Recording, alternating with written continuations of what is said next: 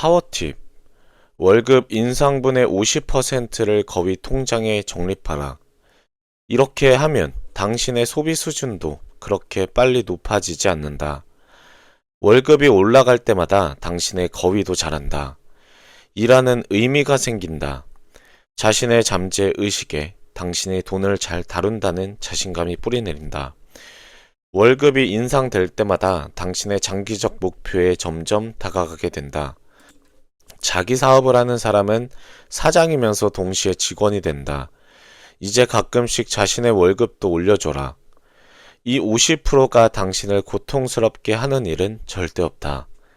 아직 당신 생활이 인상된 월급에 익숙해지기 전이기 때문이다. 저축에 대한 신념과 태도는 언제든지 바꿀 수 있다. 많은 사람들은 저축이라는 문제에 대해 그다지 바람직하지 않는 신념을 갖고 있다. 몇 가지 예를 들어보겠다. 나는 꾸준히 저축할 만큼 의지가 굳은 사람이 아니다. 저축은 능력 없고 한심한 사람들이 하는 것이다. 나는 내일 당장 굶어도 오늘 쓰고 싶은 만큼 쓴다. 저축은 이런 나를 올가맨다. 그래서 저축할 마음이 전혀 없다. 당신이 지금까지 이 장을 제대로 읽었다면 이런 생각들이 왜 틀렸는지 잘 알 것이다.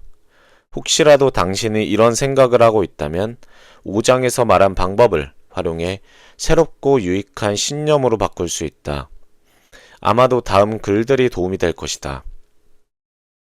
씨앗까지 모두 먹어버린 농부는 아무것도 심을 수 없다. 저축하지 않는 것은 완벽하게 무능하고 단순하고 어리석다는 증거다. 돈 다루는 능력을 보여주지 못하는 사람 앞에서 긴장하지 않아도 된다. 스스로 기쁨을 느끼는 일에 모든 에너지를 쏟을 수 있도록 자신의 삶을 잘 가꾸는 사람을 나는 존경한다. 건실한 재정은 그런 사람이 되기 위한 필수 기반이다. 내 인생의 나머지를 보낼 곳은 미래다. 그렇기 때문에 나는 미래에 가능한 한 확실히 대비하고자 한다. 그것이 저축을 하는 이유다.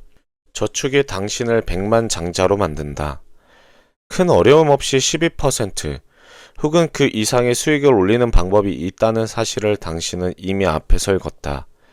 심지어는 이때 인플레이션마저도 도움이 된다. 이런 사실이 독일에는 그다지 잘 알려져 있지 않다는 것을 나는 잘 알고 있다.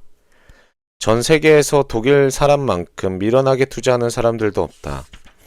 1년에 6% 이상의 수익을 올리는 것만 갖고도 투기 운운하는 분위기가 독일엔 있다. 이 6%는 실제 인플레이션 수준에 불과한데도 말이다. 연 2% 내지 4.5%의 이자 수익만으로는 기껏 돈을 저축해서 오히려 더 가난하게 되는 셈이다. 다시 말해서 돈의 가치가 이자 수익을 통해서 늘어나는 것보다 더 빠른 속도로 그 가치를 잃는 것이다. 그래서 사람들이 이런 상황에선 투자할 필요가 없다고 말하는 게 무리가 아니다. 물론 투자에도 이런 기본 원칙이 적용된다. 모든 사람이 하는 대로 하면 당신 역시 모든 사람이 갖는 것만 갖게 될 뿐이다. 따라서 일반적인 수익률에 만족하지 마라. 가장 먼저 해야 할 것은 투자에 대한 충분한 지식을 갖추는 것이다.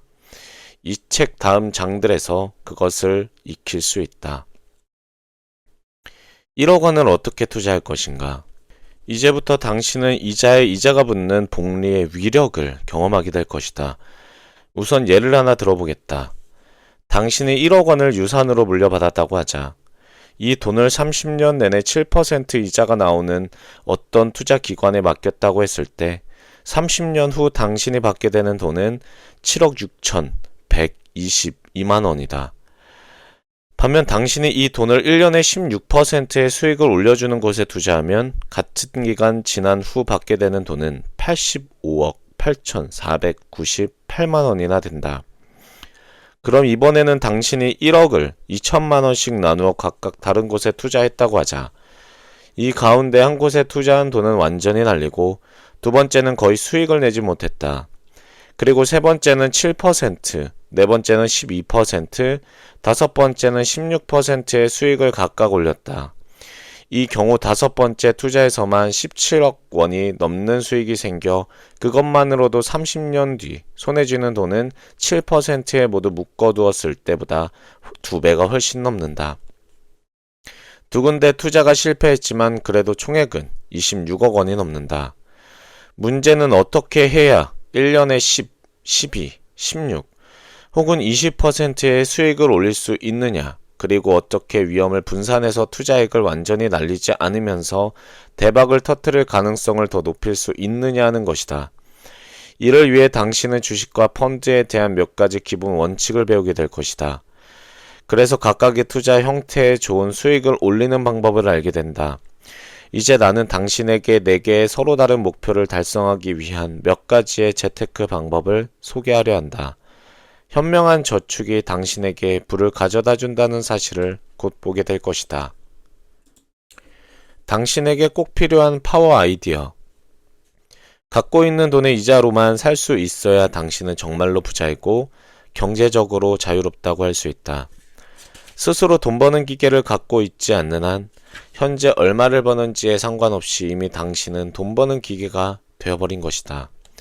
수입이 아니라 저축을 통해서 당신은 부자가 된다. 부는 돈을 붙잡아 둘 때만 생겨난다.